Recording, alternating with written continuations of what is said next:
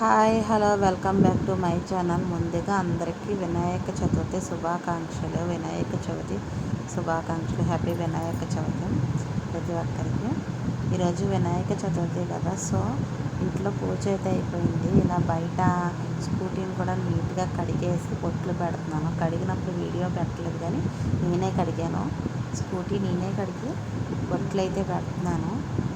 కానీ నేను ఏ పూజ చేసినా, ఇంట్లో ఏ పూజ చేసినా ఇలా స్కూటీకి కూడా పూజ చేయడం అలవాటు. ఇంట్లో పూజ అయిపోగానే ఇలా స్కూటీకి కూడా శుభ్రం నీట్గా కడిగేసిన తర్వాత బొట్లు అవి పెట్టి నీట్గా రెడీ చేస్తాను. ఎందుకంటే మన ఇల్లు మన వాహనం అనేది ఎప్పుడు బాగుంటేనే మనం బాగుంటాము.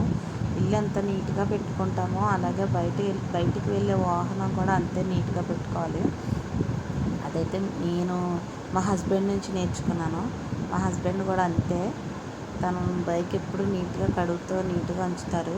సేమ్ నేను కూడా అంతే, నా స్కూటీ శుభ్రం నీట్గా కడిగి పొట్లు అయితే పెడుతున్నాను.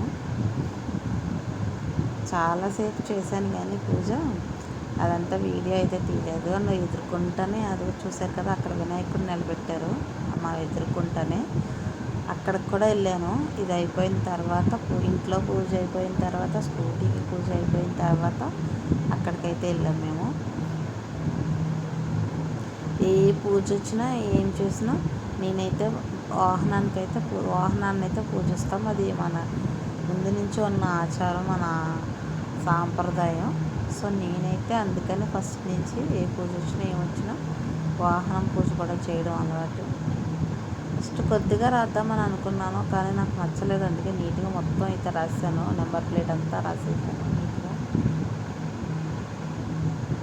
ఫస్ట్ అయితే కొద్దిగా రాద్దాంలే అనుకున్నాను కానీ తర్వాత అయితే మొత్తం నెంబర్ ప్లేట్ అంతా అయితే రాసేసాను పసుపు.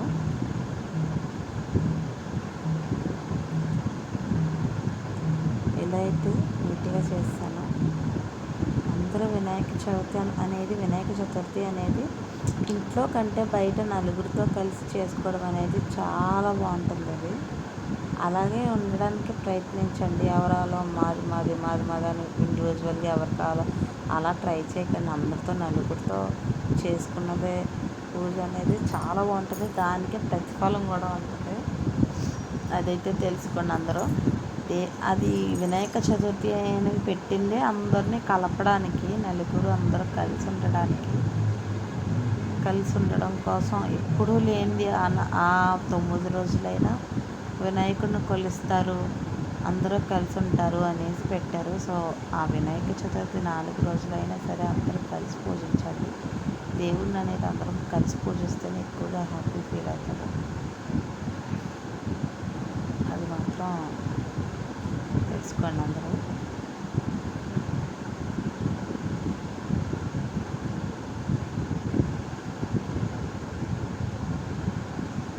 సో లాస్ట్కి పూజ అయితే కంప్లీట్ అయిపోయింది. తర్వాత పసుపు నీళ్ళు అయితే జరుగుతున్నాను.